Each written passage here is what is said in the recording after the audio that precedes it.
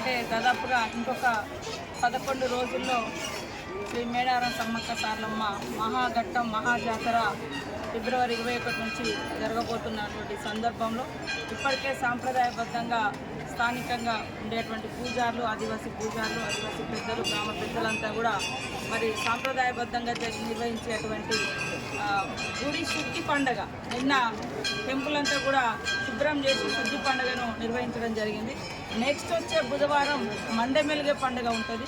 ఆ తర్వాత వచ్చేటువంటి బుధవారం నుంచి మహాఘట్టము మరి మహాజాతర ప్రజలందరూ ముఖ్యంగా సమ్మక్క సారలమ్మ భక్తులు ఎదురు చూసేటువంటి మహాజాతర బుధవారం అంటే ఫిబ్రవరి 21వ తారీఖు నుంచి 24 వరకు జరుగుతున్న ఈ సందర్భంగా ఇక్కడటువంటి పూజారులు కానీ అదేవిధంగా అధికార యంత్రాంగం కానీ మరి ఇక్కడటువంటి అన్ని రకాల అధికారులు అందుబాటులో ఉండి ఎప్పటికప్పుడు వచ్చిపోయేటువంటి భక్తుల యొక్క సౌకర్యార్థం ఏర్పాట్లను కూడా సమీక్షిస్తూ ఉన్నారు. కలెక్టర్ గారు, ఎస్పీ గారు, పిఓ గారు, అదేవిధంగా ఎండోమెంట్, అడిషనల్ కలెక్టరు, ఇతర పోలీస్ అధికారులు.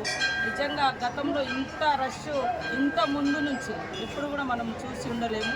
ఈసారి చాలా ముందు నుంచి ఇప్పటికే జాతర ఈరోజు చూస్తే దాదాపుగా ఇంకా 13-14 రోజులు ఉన్నప్పటికీ జాతర యొక్క పరిస్థితి ఇప్పటికే సంతరించుకున్నది. ట్రాఫిక్ అంటే అన్నీ కూడా సులభంగా అయ్యే విధంగా పోలీస్ యంత్రాంగం కూడా ఎప్పటికప్పుడు మానిటరింగ్ చేస్తున్నటువంటి పరిస్థితి, ఎక్కడ కూడా ఇబ్బందులు లేకుండా.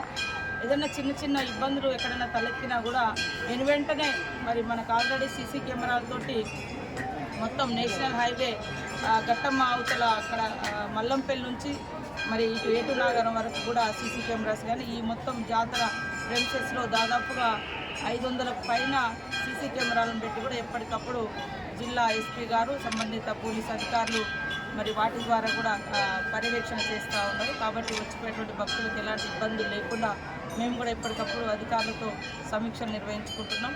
ఎలాంటి భయం లేకుండా భక్తులందరూ స్వేచ్ఛగా సంతోషంగా కుటుంబంతో తరలి రావాల్సిందిగా పేరున కోరుకుంటా ఉన్నాం. అందరికీ మా స్వాగతం, సుస్వాగతం.